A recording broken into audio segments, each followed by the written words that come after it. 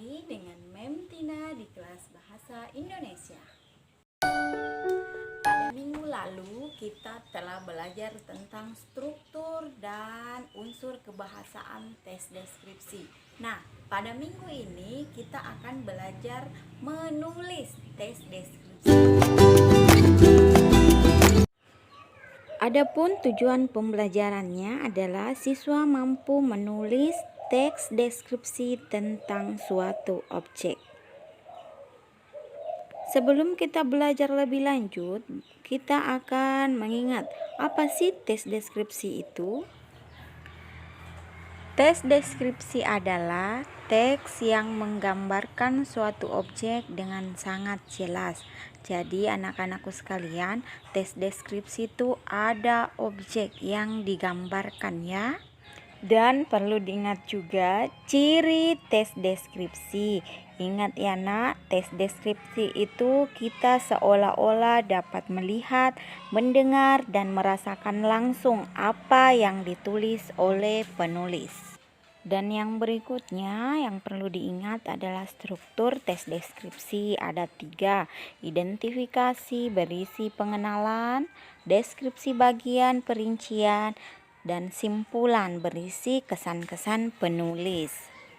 Dan yang berikutnya adalah langkah-langkah menulis tes deskripsi. Yang pertama adalah tentukan tema atau objek.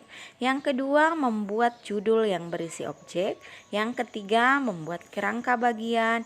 Yang keempat, mengumpulkan data dengan cara mengamati. Dan yang kelima, merangkai kalimat. Kita bahas satu persatu ya. Yang pertama adalah menentukan tema atau objek. Kita harus menentukan temanya dulu. Oh, saya mau menulis tempat wisata, misalnya itu temanya. Nah, kita pilih salah satu tempat wisata yang ada di Kota Tak, misalnya Monumen Habibie Ainun. Yang kedua adalah menentukan judul. Dalam menentukan judul itu, kita harus memperhatikan objek yang kita tentukan tadi. Objeknya adalah Monumen Habibie Ainun. Nah, kita tambahkan saja kata-kata yang menarik untuk judul kita. Misalnya, indahnya Monumen Habibie Ainun. Itu akan menjadi judul tes deskripsi kita. Nah, yang berikutnya adalah membuat kerangka karangan. Kerangka karangan ini kita bisa membuat dengan memperhatikan hal-hal yang ada di sekitarnya. Misalnya kita ingin mendeskripsikan bangunan, halamannya, dan pengunjungnya. Minimal kita harus membuat 3 paragraf ya. Langkah berikutnya adalah merangkai kalimat.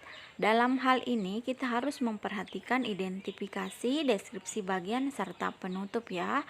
Paragraf pertama itu adalah identifikasi yang berisi nama dan gambaran umum.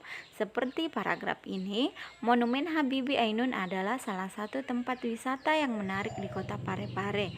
Nama monumen ini diambil dari nama salah satu tokoh nasional yang lahir di kota ini, yaitu Bapak B.J. Habibie.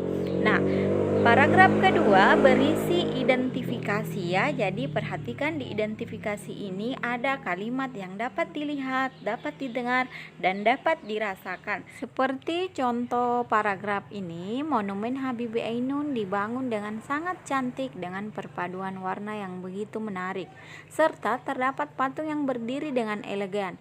Di sana kita bisa melihat taman yang sejuk. Di sekitar monumen ini, suara gemercik air serta angin yang lembut akan kita rasakan jika bersantai di monumen ini. Nah, paragraf ini kita bisa menemukan kata yang seakan-akan dapat dilihat, dapat didengar, dan dapat dirasakan.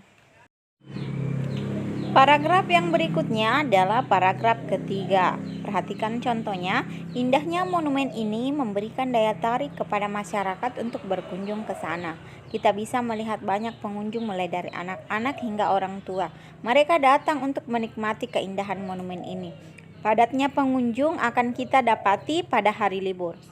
Semoga keindahan monumen ini tetap terjaga sampai nanti. Nah, setelah kalian mendengarkan penjelasan Mem tadi, sekarang tugas kalian adalah membuat tes deskripsi dengan perhatikan foto berikut ini. Foto ini adalah foto pantai mati rotasi. Nah, tugas kalian membuatkan tes deskripsi tentang foto ini di Google Classroom ya. Untuk kode kelasnya jangan lupa catat kode ini. Demikian materi hari ini. Jika ada pertanyaan kalian bisa menanyakan lewat WA ya. Selamat pagi dan sampai jumpa semua.